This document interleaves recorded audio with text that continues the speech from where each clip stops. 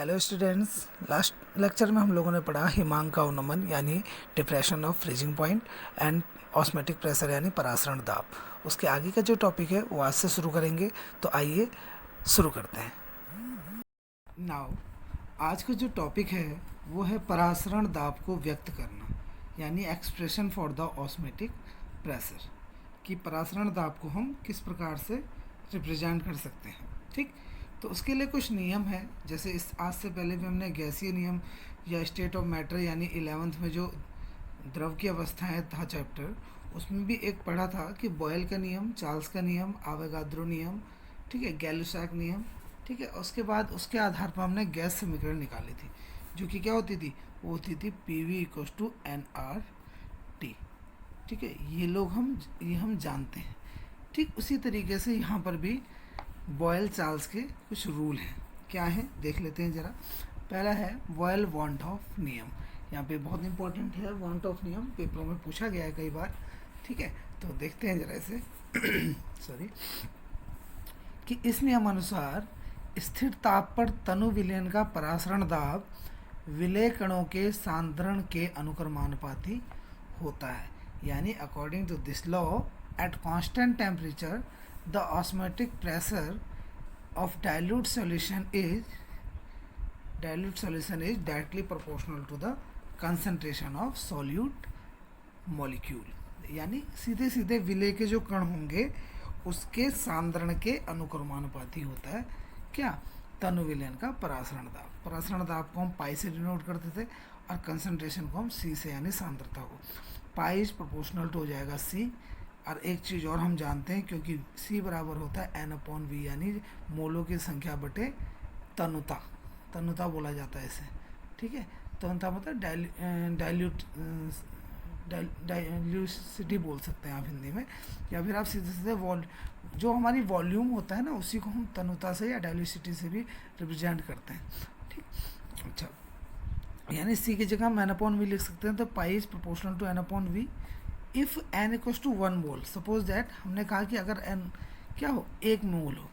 अगर N 1 मोल होगा तो क्या होगा, then pi is proportional to 1/V। सीधे सीधा आ जाएगा पाई इज प्रोपोर्शनल टू 1/V। यानी परासरण दाब जो होता है वह तनुता के व्युत्क्रमानुपाती होता है, जबकि N बराबर 1 मोल हो। ठीक है, सीधे सीधे the osmotic pressure is inversely proportional to the dilution V when N = 1 mole। ये तो था आपका पहला लॉ। पहले लॉ हमने इक्वेशन 1 देखी, किसे माना है, पाई प्रोपोर्शनल टू N/V को। ठीक है, इसको ध्यान रखिएगा।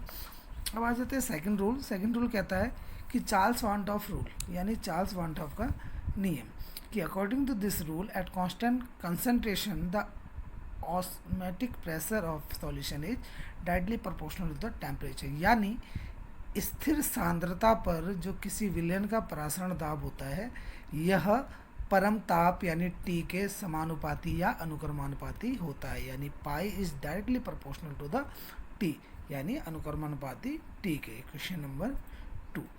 इसी प्रकार से वांट ऑफ एवोगाद्रो नियम यानी वांट ऑफ का एवोगाद्रो लॉ, ये भी कुछ इस तरीके से होता है कि 2 या अधिक विलयनों का परासरण दाब जिनकी मोलर सांद्रताएं समान हो। बस ये ध्यान रखना है यहाँ पे कि when concentration are same for 2 solution.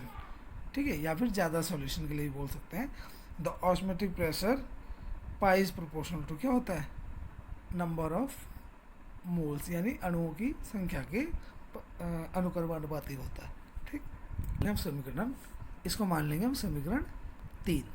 अब देखिए वांट ऑफ समीकरण जैसे आदर्श गैस समीकरण होता था, वैसे वांट ऑफ इक्वेशन भी होगा।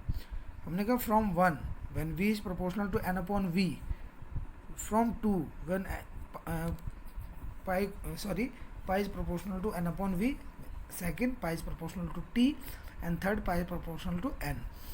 फ्रॉम 1, 2 एंड 3 अगर हम तीनों इक्वेशन को साथ में लेते हैं तो देखिए तीनों इक्वेशन हमने साथ में ले ली 1, 2 एंड 3। तो इसमें से हम तीनों को एक साथ लिखेंगे तो पाई डायरेक्टली प्रोपोर्शनल टू हो जाएगा N अपॉन क्या हो जाएगा आपके पास N/V और साथ में T हो जाएगा। प्रोपोर्शनल टू, ठीक है, क्योंकि n तो यहाँ पर भी था, ठीक है, और t आ जाएगा सामने, क्या कहते हैं, मल्टीप्लाई में, v आ जाएगा अपॉन में, ठीक है। तो इसको आप ऐसे भी लिख सकते हैं, pi V proportional to n T, pi V. अब प्रोपोर्शनल हटाएंगे, बराबर लगाएंगे तो कांस्टेंट लग जाता है, जिसे हम गैस नियतांक के समान ही मानते हैं, तो ठीक है। तो ये हो जाएगा आपके पास पाई वी इक्वल्स टू, इस एन को मैं आगे लिख देता हूँ, आर टी, वेयर, जहाँ आर क्या है, where R equal similar to gas constant के बराबर ही होता है, जो गैस कांस्टेंट का मान होता है उसी के समान होता है, ठीक है। तो ये था आपका वॉन हॉफ समीकरण। एक चीज़ और, हमने कहा P V equals to pi V equals to N R T, ठीक है। एक चीज़ और पढ़ी थी हमने कि एन यानी नंबर ऑफ मोल्स, ठीक है, कि अपॉन में अगर वी आ जाए, ये मैं अगर ऐसे लिख दूँ N upon V R T, तो एन अपॉन वी क्या होता था, हमारे कंसनट्रेशन होता था, यानी इसकी जगह हम सी लिख सकते हैं, यानी pi is equals to C R T भी होता है। कई जो आगे के क्वेश्चंस आएंगे न्यूमेरिकल्स, उसमें इसका यूज होगा, इसलिए ध्यान रखिएगा। अब आ जाते हैं हम परासरण के प्रकार के, यानी टाइप्स ऑफ ऑस्मोसिस। परासरण के आधार पर सॉल्यूशन के बहुत सारे प्रकार बताए गए हैं, यानी विलयन के प्रकार बताए गए हैं। कौन कौन से हैं जरा देखिएगा। पहला आ जाता है आपके पास समपरासरी, नाम से ही व्यक्त हो रहा है कि समपरासरी मतलब समान परासरण, यानी समान ताप पर जिन विलयनों के परासरण दाब समान होते हैं उन्हें समपरासरी विलयन कहते हैं। The solution whose osmotic pressures are equal at the same temperature are called a osmotic isotonic solution, यानी जिनके समान ताप पर परासरण दाब समान हो, ठीक है, ध्यान रखिएगा। उसके बाद सेकंड आता है आपके पास समदाबी विलयन, आइसोपेस्टिक सॉल्यूशन, कि समान ताप पर जिन विलयनों के वाष्प दाब समान होते हैं उन्हें समदाबी विलयन कहते हैं। इससे पहले था समतापी आइसोटोनिक, अब है आइसोपेस्टिक यानी समदाबी विलयन, ठीक, जिनके वाष्प दाब समान होते हैं। The solution that have the same vapour pressure at the same temperature are called isopiestic solutions, यानी समदाबी विलयन, जिनके वाष्प दाब समान होते हैं समान ताप पर। इसके बाद आता है अति परासरी व अल्प परासरी विलयन। अब देखिए, परासरण की घटना के आधार पर हमें परासरण दाब तो प्राप्त हो जाता है, लेकिन उससे रिलेटेड कुछ तथ्य हैं, जैसे कि समान ताप पर दो विलयनों में जिन विलयन का परासरण दाब अधिक होता है, अगर दो सॉल्यूशन है, किसी समान होगा तो हो जाएगा क्या कहते हैं, समपरासरी, ठीक है, और वाष्प दाब समान होगा समदाबी। लेकिन समान नहीं हुआ तब, जब समान नहीं होगा तो एक ज़्यादा होगा और एक कम होगा, जाहिर सी बात है।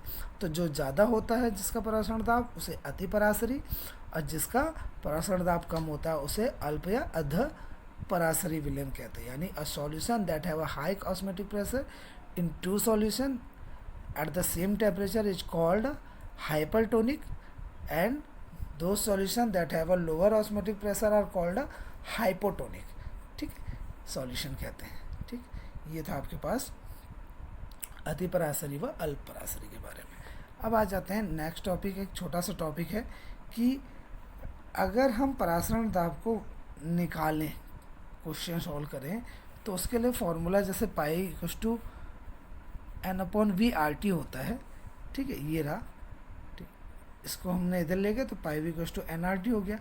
एन क्या है आपके पास, नंबर ऑफ मोल्स है, यानी मोलों की संख्या है, विलय के मोलों की संख्या। और आपको पता है किसी भी घटक के मोल निकाले जाते हैं कि घटक का दिया गया भार बटे घटक का अणुभार, यानी given mass upon atomic mass, ठीक है। Number of moles equal to होता है given mass upon atomic mass, ठीक है, ये होता है। तो वही हमने यहाँ पे रखा हुआ है W अपॉन, और साथ में आर टी। M2 क्यों लिया हुआ, M2 हमने उससे जिसके लिए हम परासरण दाब निकाल रहे हो उस विलयन के लिए M1 M2 करके माना, हमने W1 नहीं लिखा है बस, ठीक है। W1 चाहे तो आप लिख सकते हैं, तो ये तो सीधी सीधी 2 हो जाएगा ना, W2 अपॉन M2, ठीक है। तो यहाँ से M2 निकालना चाहेंगे तो ये पाई भी इधर आ जाएगा, M2 इधर चल जाएगा। Where R is a gas constant, और R इसकी बहुत सारे मान होते हैं, लेकिन हमने यहाँ पे जूल मोल इन्वर्स और कैल्विन इन्वर्स वाला मान लिखा है कि R equals to 8.314 joule mole inverse kelvin inverse, ठीक है। तो इस पे आधारित कुछ न्यूमेरिकल्स भी आते हैं, वो भी हम करेंगे। तो ये था आपका परासरण के कुछ प्रकार और वांट ऑफ समीकरण के बारे में।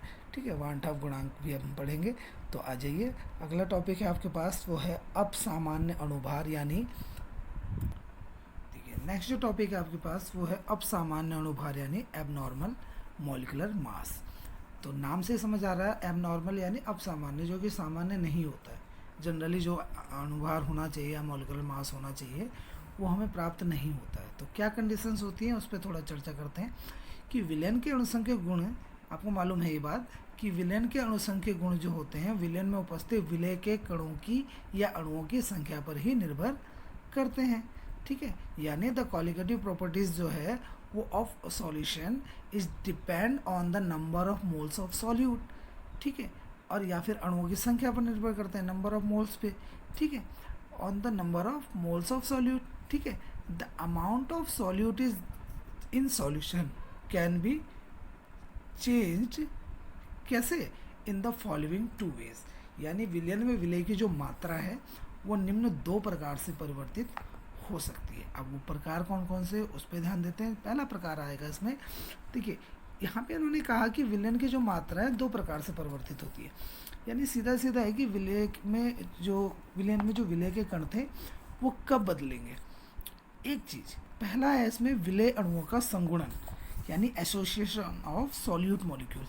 एसोसिएशन का मतलब क्या होगा, हम जनरली बोलचाल की भाषा में भी क्या करते हैं, एसोसिएशन बना लेते हैं। एसोसिएशन बनाने का मतलब दो या दो से ज़्यादा लोगों का मिलजुल जाना, एक बड़ा सा एक समूह बना लेना। यानी यहाँ पर क्या होगा, अणुओं का संगुणन कैसे होता है, जितने भी विलय के अणु हैं, ठीक है, वो आपस में क्या करेंगे, एसोसिएट हो जाएंगे, यानी संगुणित हो जाएंगे। संगुणित होंगे तो क्या होगा, वो विलय के बहुत सारे अणु के आपस में मिल जाएंगे। जैसे बहुत सारे विलय के अणु हैं, मान लीजिए अगर ये इतने सारे अणु मिलकर क्या बना देते हैं, एक बड़ा अणु बना दिया, ये मान लीजिए, ठीक है, या दो चार थे या तीन थे, इन्होंने मिलकर एक बड़ा अणु बना दिया, यानी ये अणुओं का क्या हो गया, संगुणन हो गया, यानी एसोसिएशन हो गया। तो यानी कुल मिला के जो पहले अणुओं की संख्या थी वो अब क्या हो जाएगी, बड़ा जरूर हो गया लेकिन नंबर में तो कम हो गया ना, तो यानी अणुओं की संख्या कम हो जाती है। अतः परिणाम स्वरूप विलयन में अणुओं की संख्या क्या हो जाएगी, घट जाएगी, और अणुसंख्या मान में भी क्या आ जाती है, कमी आ जाती है। ठीक है, यानी क्वालिटेटिव प्रॉपर्टीज़ की जो वैल्यू है उसमें भी कमी आ जाएगी, क्योंकि it is a totally depend on a number of moles of solute, क्योंकि ये पूरी तरह से डिपेंड करता है क्वालिटेटिव प्रॉपर्टी यानी अणुसंख्यक गुणधर्म के ऊपर। किसके ऊपर, विलय के कणों के ऊपर। ठीक है, तो सीधे सीधे वो कम होगा, क्या कम होगा, अणुसंख्यक गुणधर्म कब बढ़ेगा, जब विलय के कण क्या होंगे, विलय के जो द्रव्यमान होते हैं वो ज़्यादा होता है। यानी ये आपस में देखा जाए तो एक दूसरे का रिवर्सिबल प्रोपोर्शनल होता है, यानी व्युत्क्रमानुपाती, यानी अणुसंख्यक गुण जो है वो विलय के अणु द्रव्यमान के व्युत्क्रमानुपाती होते हैं, is inversely proportional to the molar mass of solute. ठीक है, फॉर एग्जाम्पल से समझते हैं, इतना समझ आ गया होगा कि संगुणन का मतलब क्या होता है और अणु कम कैसे हुए, क्योंकि मिल गए हैं तो पहले ज़्यादा थे अब वो कम हो गए हैं गिनती के। ठीक है, अब आ जाते हैं इसके एक एग्जाम्पल पे ऊपर चर्चा करते हैं। बेंजीन और एसिटिक एसिड की बात करते हैं। ठीक है, अगर हम ऐसे बात करें तो बेंजीन में जो घुलित एसिटिक एसिड होता है, यानी जो बेंजीन में घुला हुआ है, उसका अणुभार होता है, मॉलिक्यूलर मास होता है उसका 120। ठीक है, लेकिन अगर जनरल जो सामान्य होता है, जनरल एटॉमिक मास जो होता है या मॉलिक्यूलर मास जो होता है, ये होता है इसका 60 एसिटिक एसिड का। ठीक, समान प्रकार से बेंजोइक अम्ल बेंजीन में घोलने पर सामान्य अणुभार की तुलना में 2 गुना अणुभार प्रदर्शित करता है। कैसे करता है देख लीजिएगा जरा यहाँ, क्योंकि वो आपस में क्या होता है, क्योंकि एसिटिक एसिड तथा बेंजोइक एसिड, एसिटिक एसिड ये CH3COOH, ठीक है, CH3COOH, two molecule, there are 2 molecules of acetic acid, ये भी क्या है CH6COOH, ये है बेंजोइक एसिड। देखिए ये तो है सिंपल, ये CH3COOH, there are 2 molecules of this. ठीक है, और यहाँ पर क्या है, यहाँ पर ये है बेंजीन रिंग के बाद COOH, ये है। ठीक है, ये देखिए बेंजीन COOH, यहाँ भी बेंजीन COOH, ठीक है। और ये आपस में जैसे जुड़े हुए हैं, जैसे यहाँ पर और ये जुड़े हैं हाइड्रोजन बॉन्ड के द्वारा, ठीक है। हाइड्रोजन बॉन्ड के बारे में भी आप लोग जानते हैं कि एक वीक बॉन्ड होता है, ठीक है, जो कि पार्शियल अट्रैक्शन के द्वारा लग जाता है, ठीक है। इसमें डेल चार्ज आ जाता है, plus del minus del charge, और आपस में जुड़े रहते हैं। पानी का मॉलिक्यूल जो होता है, आपने देखा होगा पानी का कोई आकार है नहीं है। जब नल से निकलता है तो एक फ्लो में दिखाई देता है, लेकिन जब उसमें उंगली लगाते हैं तो पानी पूरा छितरा जाता है इधर उधर, ठीक है। तो वो पानी में बॉन्डिंग ऐसी क्या है जो टूटती हुई नज़र आ जाती है, लेकिन फिर भी वो एक अलग से जुड़ा हुआ दिखता है ना, ठीक है। पानी का बूंद का आकार अलग नज़र आता है, गिलासों का अलग नज़र, यानी उनके बीच कोई ना कोई बॉन्डिंग तो होगी, ठीक है। तो उनके मॉलिक्यूल्स जो होते हैं वो हाइड्रोजन बॉन्ड से जुड़े रहते हैं, जो कि वीक बॉन्ड होता है, ठीक है। चलिए हम बात कर रहे थे फिलहाल इसकी। तो इस कारण क्या होता है, इसका जो एटॉमिक मास होता है क्या, वो लगभग दुगना प्रतीत होता है, ठीक है। ये देखिए ये एसिटिक एसिड में जुड़े हुए हैं और ये बेंजोइक एसिड है, ठीक है। ये तो था पहले टाइप के, यानी विलय अणुओं का संगुणन, यानी association of a solute molecule, यानी कि अणुसंख्यक गुणधर्म यानी कॉलिगेटिव प्रॉपर्टी दो प्रकार से विलय के कणों पर निर्भर करेगी। पहला कि वो जुड़ जाए यानी संगुणित हो जाए यानी एसोसिएशन हो जाए, और दूसरा हो जाएगा इसमें विलय कणों का वियोजन यानी dissociation of solute particles, यानी उसका वियोजन। सेकंड है इसमें विलय कणों का वियोजन यानी dissociation of a solute particle, ठीक है। इसमें क्या होता है डिसोसिएशन में, एसोसिएशन में क्या होता था, दो या दो से अधिक विलय के कण जो क्या होते थे, एसोसिएट हो जाते थे यानी संगुणित हो जाते थे, और कणों की संख्या कम हो जाती थी। वियोजन यानी डिसोसिएशन में क्या होता है, विद्युत अपघट्य अपने विलयनों में आयनों में टूट जाते हैं। क्या होता है, अपने आयनों में टूट जाते हैं। कैसे, देखिएगा कि विद्युत अपघट्य अपने विलयनों में आयनों में टूट जाते हैं, अतः इनके विलयन में कण की मात्रा क्या होती है, या कण की संख्या जो होती है वो अधिक हो जाती है। जो इलेक्ट्रोलाइट्स क्या होते हैं, ये क्या है, ये डिसोसिएट हो जाते हैं या ब्रेक डाउन हो जाते हैं इन आयंस, ठीक है, आयंस में टूट जाते हैं। Breakdown of electrolytes into their ions in a solution. जैसे फॉर एग्जांपल के लिए हम बात करते हैं KCl या NaCl वगैरह हो गए, जब इनका डिसोसिएशन होता है यानी ये आयनीकरण होता है, आयनों में टूटते हैं, तो K positive plus Cl negative हो जाता है, यानी एक अणु था अब कितनों में टूट गया, दो में हो गया, यानी सीधे सीधे अणुओं की संख्या कितनी हो जाती है, दुगनी हो जाती है। यानी अणुसंख्यक गुणधर्म में इनमें जो विलय के कण थे वो क्या है, अब दुगने हो जाएंगे। जब दुगने हो जाते हैं तो क्या होता है, इसका जो अणुसंख्यक गुणधर्म का मान होता है या प्रेक्षित अणुभार जो होता है वो क्या होता है, ठीक अपने आप आधा हो जाता है, ठीक है। यानी हम बोल सकते हैं कि अतः हैंस वह पदार्थ जो विलयन में वियोजित होता है उसका अणुभार सामान्य अणुभार से कम आता है, ठीक है, जो जिसकी बात अभी हमने करी।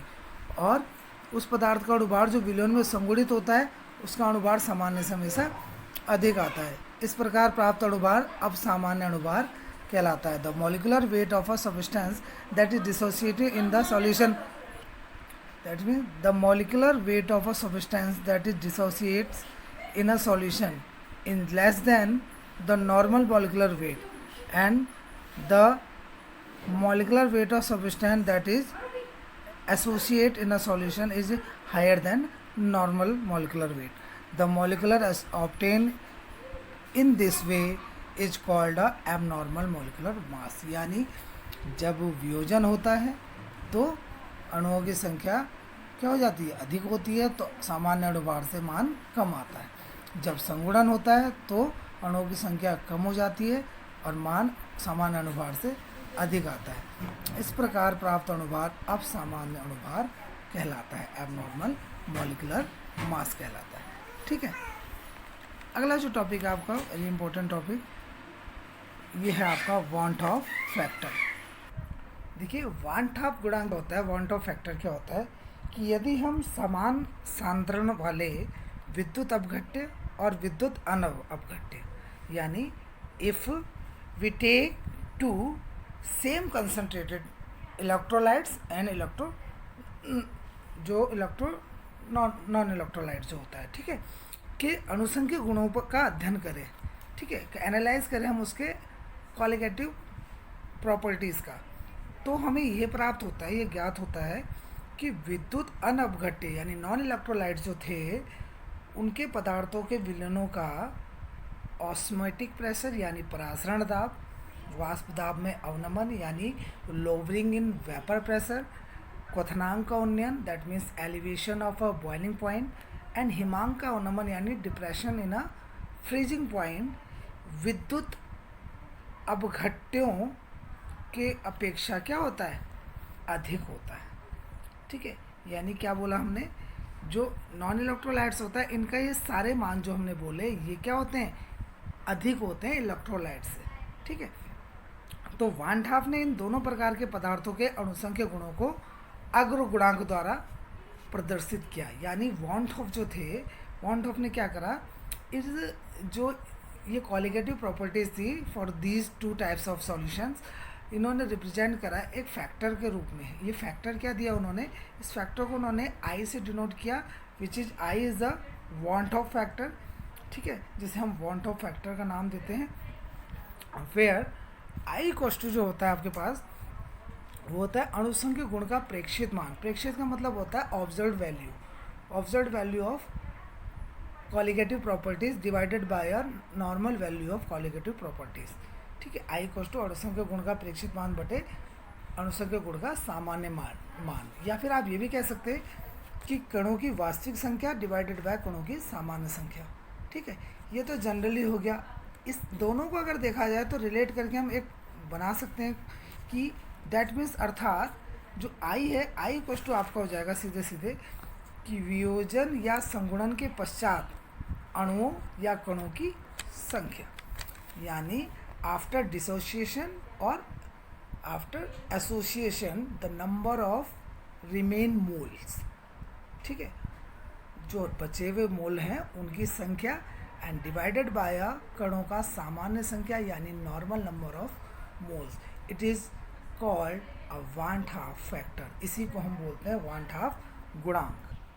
यानी आई इक्वल टू हो जाएगा आपके पास observed value divided by normal value of colligative properties, या फिर original number of moles molecules, normal number of molecules, या फिर number of molecule after association और dissociation divided by normal number of molecules. ठीक, एक चीज़ और, परासरण दाब की परिभाषाओं के आधार पर भी या उसके रूप में भी हम इसको डिनोट करते हैं।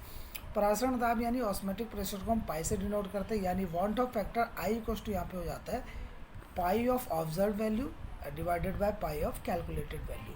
यानी उसका जो हमने क्या है ऑब्जर्वेशन करा है, ठीक है, प्रेक्षण किया है वो वैल्यू और calculated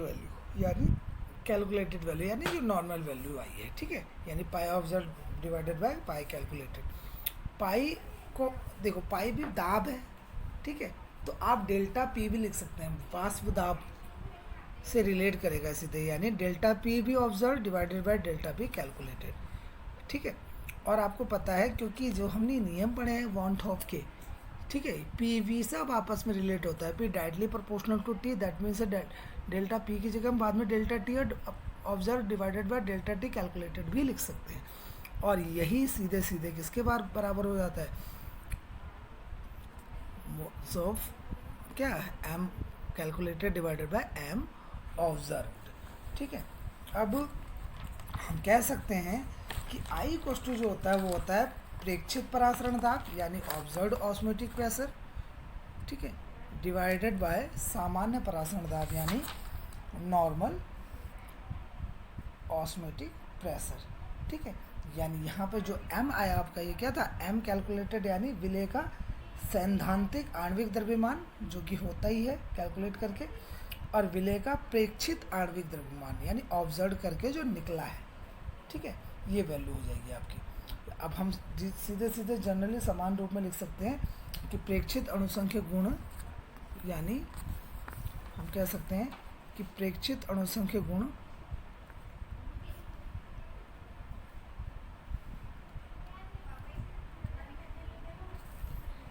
equals to i into परिकलित अणुसंख्यक गुण।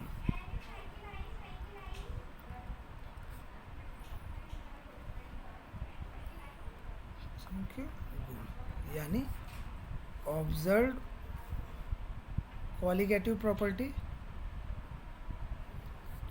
Equals to i into calculated colligative property. ठीक है, ये हो जाएगा आपके पास। इसको आप बॉक्स में लिख सकते हैं क्योंकि एक तरह का एक रिलेशन है। ठीक, ये हो गया आपके पास। ठीक, तो दोस्त फ्रेंड्स, ये था आपके पास वांट ऑफ फैक्टर के बारे में।